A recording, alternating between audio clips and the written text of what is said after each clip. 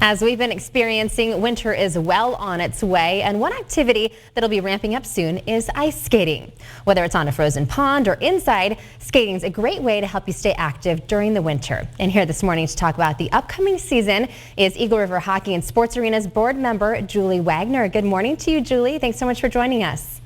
Good morning. Thanks for having me. Of course. So first of all, what can you tell us about the upcoming hockey and figure skating seasons?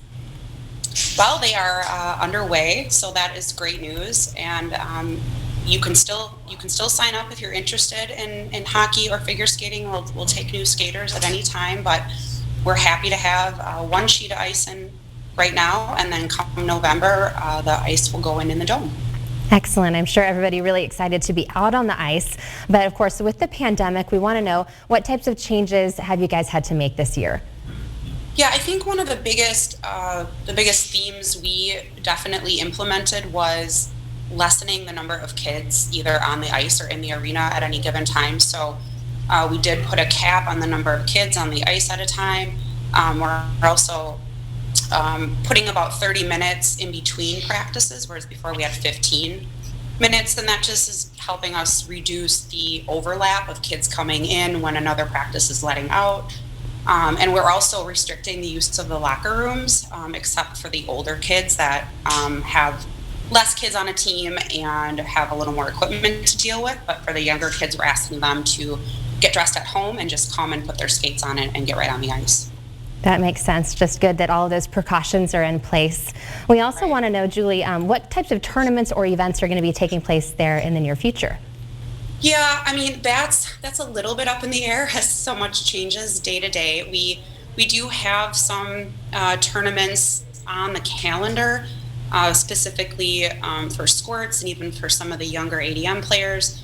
But I think right now we're still playing that by ear a little bit and seeing, what teams are even going to come, and if they do, it's probably going to be the teams that are in our community versus the ones that are a little bit further away. But obviously we're hoping for a good turnout, but we also want to do it in a way that's safe for the skaters and the communities. I think that's perfect. I think everyone's doing that right now, just taking everything one day at a time. Exactly. Sure. So we also, though, really want an update on the renovations and all the fundraising efforts for the dome. It's such a special place up there.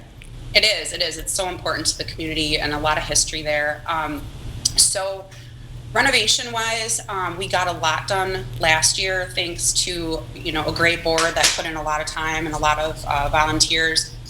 We also just got some pretty generous donations in the names of Friends of the Dome from Debbie Reed and Bob Gelling and Butch Simak.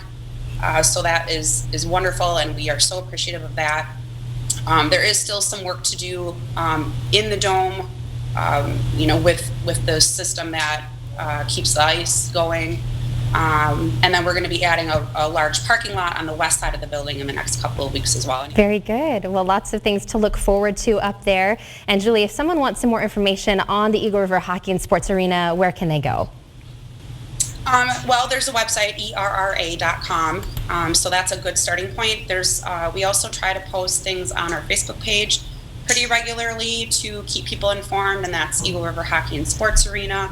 I would say those are probably the two best places to start. They can always drop us a message on Facebook, and we try to get back to that pretty quickly. Excellent. Well, we really appreciate all the information and hope that you guys have the best season out on the ice. Thank you so much for joining us, Julie. We appreciate it.